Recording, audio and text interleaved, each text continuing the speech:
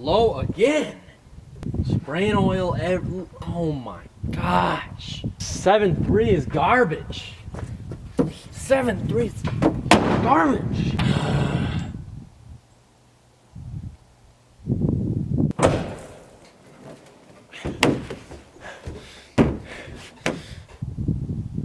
Were you sleeping in there?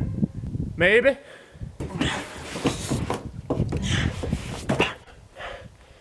Sim3 Powerstroke's the best gosh dang diesel motor ever made. Don't be talking smack about Sim3 Powerstroke.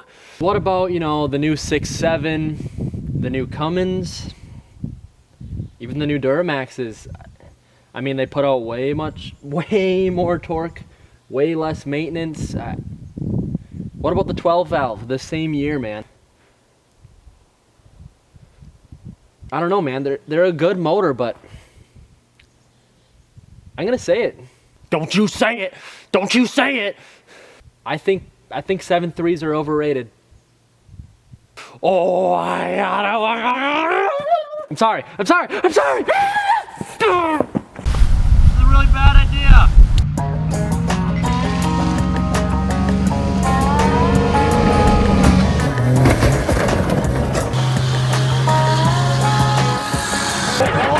I saw this old ride listed for sale, 10 years old and it looked like hell. All my friends said don't, I replied oh Lord. It's an F-150 on bed full.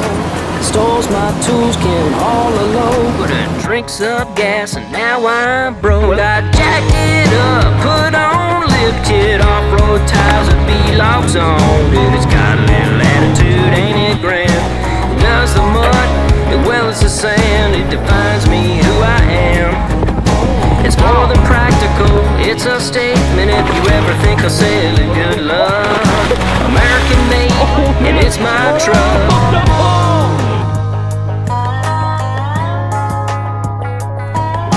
Before I was just another guy, look at me now, I'm way up high. Might look like I have it just for show, cause it'll dust up when it dirt road. I jacked it up, put on lifted off-road tires with B-locks on. Dude, it's got a little attitude, ain't it grand? It does the mud as well as the sand. It defines me who I am. It's more than practical, it's a statement. If you ever think I'll sell it, good luck. American made, and it's my truck.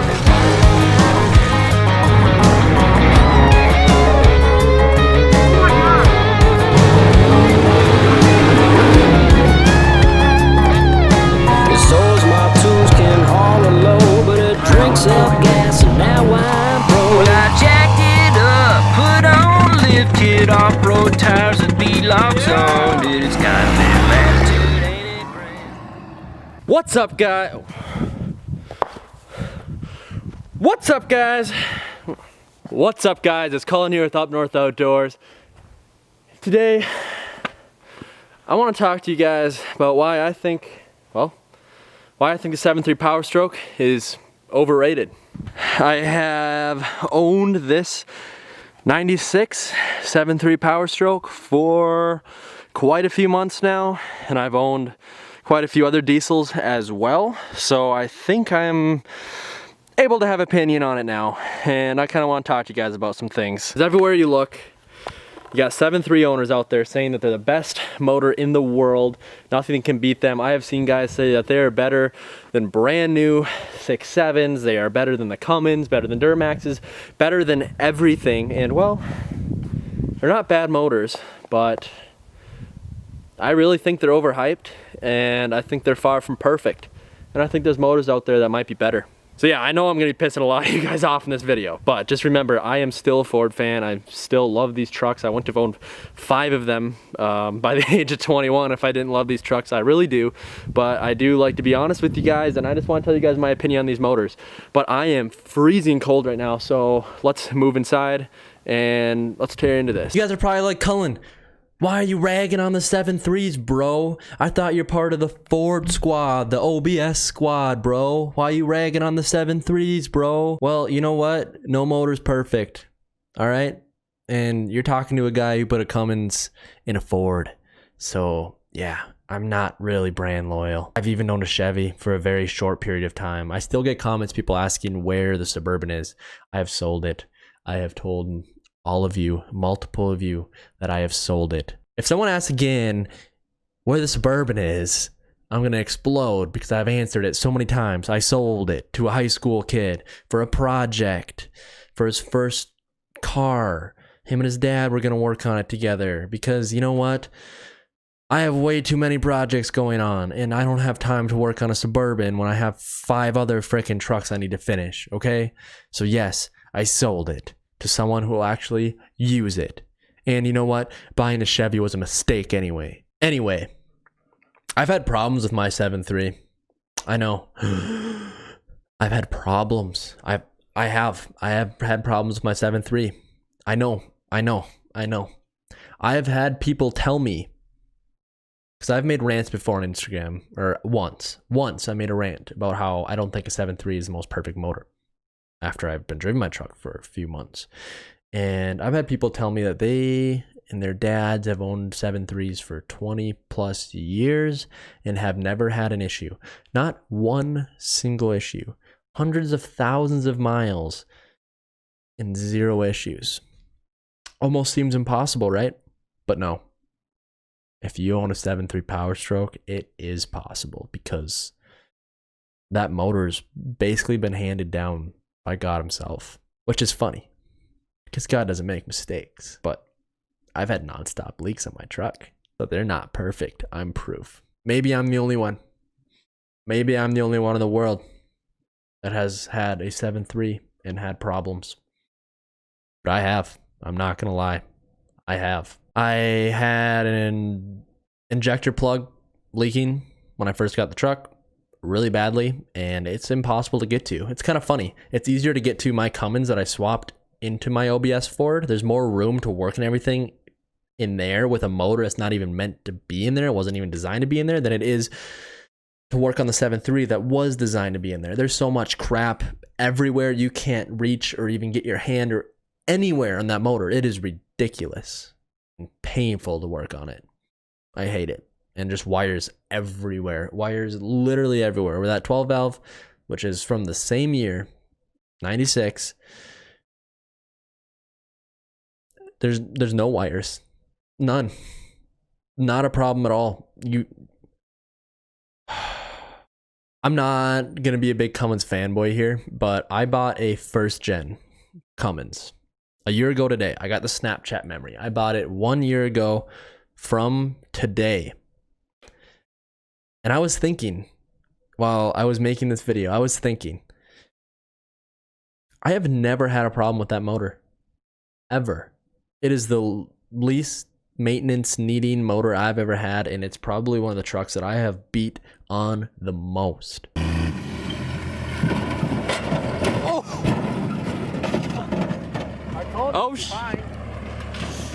Oh, there goes the shed.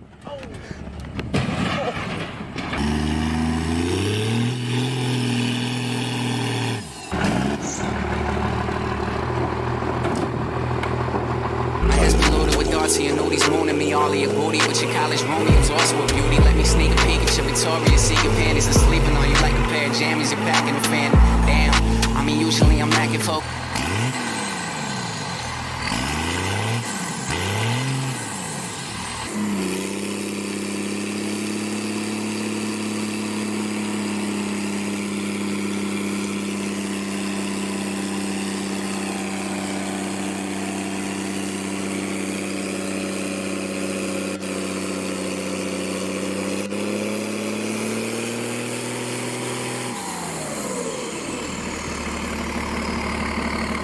I mean, you've seen what it looks like now. One of the trucks I beat on the most, and I have never had a problem with that motor. Ever. It has a rear main leak, but it has over 300,000 miles and has never been rebuilt. I don't even think the injectors have been replaced on it. It just goes and goes and goes. I think it's the only motor I have ever owned that I have not even had to change, like, a coolant hose on it even. Nothing. And it's, I don't know, it's crazy. I turned it up even. I even turned the fuel pump up and No problems. It just goes and goes. We jumped it. We jumped it. Doesn't matter. It just goes. For the 7.3 I've owned for, let's see here, 3-4 months. And I've had problems. That oil leaking. And then I actually ended up taking that to a shop to get fixed. For the first time, I took one of my diesel motors to a shop to get fixed. That's saying something because I do all my own stuff. I am by no means a diesel mechanic, but I like to figure out and do my own stuff. But that plug back there, that is literally impossible to get to. I said, screw it. Previous owner couldn't get to it either. And it's put on with red Loctite from the factory, so that's awesome too. But I said, screw it. Took it to the shop, and I'm going to be taking it to the shop again because every time I open my hood, the entire hood has oil dripping from it. My entire engine bay is soaked with a layer of oil. My entire engine bay soaked with a layer of oil. I have bought in a box, you could ask Murray, a box of degreaser and brake clean and special degreaser / brake clean stuff for wires and hose them all down. I think I almost died and definitely lost some brain cells. And all I could smell was brake clean for a few days after I did that. But I got that motor dry for the first time in a long time. And I spent hours looking for where that oil leak was coming from. And I could not find it. And then I ran it for a couple days and there was nothing. It was dry. I was like, oh, I guess I'm good. I even cleaned the hood and everything. I'm like, maybe it was just old oil getting flung around from that original leak. Nope. I opened the hood one day and oil everywhere again. In dripping and just everywhere. All that work. Killing my brain cells for nothing. Oh, and I didn't even tell you the second time it leaked everywhere. It's left me stranded. I've had to get it towed. I was driving and thankfully I turned into a parking lot and I wasn't on the mag drag anymore. And main drag in town. And pop. Motor shut off. I thought I blew it up. Oil just pooling out the bottom. Blew a high pressure oil line. Can't run without it. And apparently that's a pretty common problem actually after I did some research. Even though the 7.3s are, never have problems. So it was kind of weird. Like when I was riding the tow truck, I was talking to the guy. I was like, I don't know why I'm here or why I'm riding with you because 7.3s never have problems. But this is crazy. You guys aren't going to believe me. I'm probably going to disappear after making this video. But that tow truck driver said he has towed many 7.3s before for the same problem. No. Wait. Hello? Thought I heard something. Anyway, 7.3s aren't perfect. They're just another motor. They're good. They're fun. They're not speed demons. They can pull. They can pull pretty good. But so can a 12 valve. And it's a lot cheaper to make a 12 valve go faster and pull more. $50. Or you can make it yourself. You can get a 0 plate for your fuel pump on a 12 valve. And you can add like around 50-ish horsepower for $50. It's like $1 horsepower. And then right there with that fuel plate, you're matching, or you're actually above the 7.3. And some places are even saying those fuel plates add even more than that. I don't know if I believe it, but it does rip after I did that fuel plate. And there's some other things you can do too. Turning up your pump, that adds power, just simple stuff that you can do for basically no money to already bump you up above the power of a 7.3, where a 7.3 costs a lot of money to turn them up and make them fast. You got to do injectors, bigger turbo, and then you got to beef everything up for that. And even then, you don't see 1,000 horsepower 7.3s, but you see 1,000 horsepower Cummins all the time. 12 valves even. You see 1,000 horsepower 12 valves all the time on drag strips and videos and pictures and stuff. There's a lot of people that have done it. There's a reason you don't see 1,000 horsepower 7.3s. I'm not saying they're bad motors by any means, but they're a motor. They're man-made. They're going to have problems. So just accept the fact, okay? Accept the fact that 7.3 power strokes are not perfect, okay?